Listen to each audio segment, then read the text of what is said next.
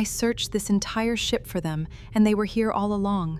The alarms had been silent for 6 hours, but Queen Elira Voss had not slept in 3 days. Her homeworld, Corval Station 9, floated in permanent twilight orbit, its silver corridors humming with the low thrum of engines older than memory. Elira ruled it not as a tyrant, but as a mother. The last of the Ilvari bloodline, a species whose skin carried the color of deep ocean water and whose hair grew like woven starlight, silver and endless. Her twin children, Sela and Covey, were the only family she had left since the Ashgate Rebellion had taken her husband 2 winters ago. That morning, during the station's mandatory evacuation drill, the children had vanished. "Search every deck," Elira had commanded, her voice steel wrapped in silk, though her hands trembled at her sides. "Every cargo hold, every maintenance shaft. If a single door has not been opened, open it." For hours, her guards tore through Corval 9, through the botanical decks where the children liked to hide among the luminous ferns, through the observation dome where Sela loved to press her small blue palms against the glass and count passing comets. Nothing. No trace. No cry. No small footprints in the dust of the lower engineering bays. It was General Voss Terran, her most trusted commander, who suggested the one place no one had thought to check, the human quarter. 3 years earlier, when the Alliance Treaty was signed, a small contingent of human engineers had been permitted to live and work aboard Corval 9, maintaining the ancient gravity drives that no Ilvari technician fully understood anymore. Among them was a quiet man named Cale Ashworth, a broad-shouldered engineer with tired eyes and calloused hands, who kept mostly to himself and rarely spoke unless spoken to. "He would not touch them," Terran said carefully. "But children wander toward warmth, my queen." And Ashworth's quarters run the drill's backup, heating grid. Elira's chest tightened. Humans were not enemies, not anymore, but old fears did not vanish because a treaty had been signed. She moved through the corridors alone, dismissing her guard at the threshold of the human quarter, her bare feet silent against the metal floor, her heart louder than any alarm. The door to Cale's quarters was unlocked. She pushed it open without a sound. Inside, the room was dim, lit only by a single amber lamp.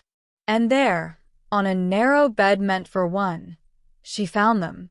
Cale lay on his side, one arm draped protectively over the small forms curled against his chest. Sela was tucked beneath his chin, her silver-white hair spilling across the pillow, her small hand resting flat against his heart. Covey lay pressed against his brother's back, wrapped in a blanket that was clearly Cale's own, too large and doubled over twice to keep him warm. Both children breathed slow and even, deep in the kind of sleep that only comes when a small body finally feels safe. Cale himself was asleep too, exhaustion written into every line of his face, as though he had spent hours making sure they would not wake frightened and alone. Elira stood frozen in the doorway, one hand pressed to her mouth. She had expected danger. She had expected to find her children hidden, taken, used as leverage in some plot she had not yet uncovered.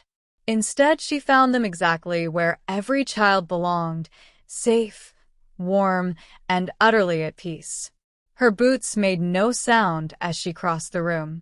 Cale stirred at the shift of air, his eyes opening slowly, focusing first in confusion, then widening in alarm as he registered the Queen of Corval 9 standing over his bed. "Your Majesty," he began, moving to sit up carefully, mindful not to jostle the sleeping twins. "Don't," Elira whispered, raising a hand. "Don't wake them."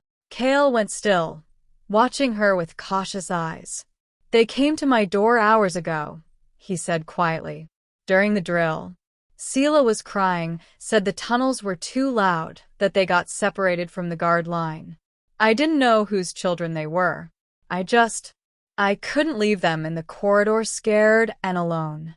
Elira knelt beside the bed, her silver braids falling forward as she reached out and gently touched Sela's small hand, still resting over Kale's heart. You fed them, ration bread, warm water. It's not much, but you gave them your bed.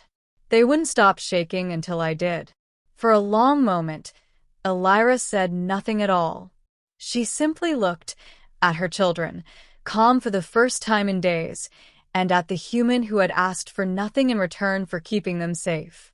I searched this entire station, she said finally, her voice breaking just slightly. I feared the worst things a mother can fear. And they were here, safe, because a stranger chose kindness when he had no reason to. They're not strangers to me anymore, Kale said softly. Not after tonight. Elira rose to her feet, and for the first time since the treaty was signed, she extended her hand to a human not as a queen greeting an ally, but as a mother thanking the man who had guarded what mattered most. Kale took her hand carefully, as though afraid something so fragile might break. Corval 9 owes you a debt, Kale Ashworth, Elira said. One I intend to repay. He shook his head. You don't owe me anything. I just did what anyone should. That, Elira said, glancing once more at her sleeping children, is exactly why you're the first human I will ever call friend. Outside, the twin suns of the Corval system began to rise, gold light spilling through the narrow window, falling gently across two sleeping children and the two people who had just changed the fate of an entire alliance, not with war, not with treaties written in fear, but with a single, quiet act of trust between a mother's love and a stranger's kindness. The search was over, and nothing between their worlds would ever be the same again.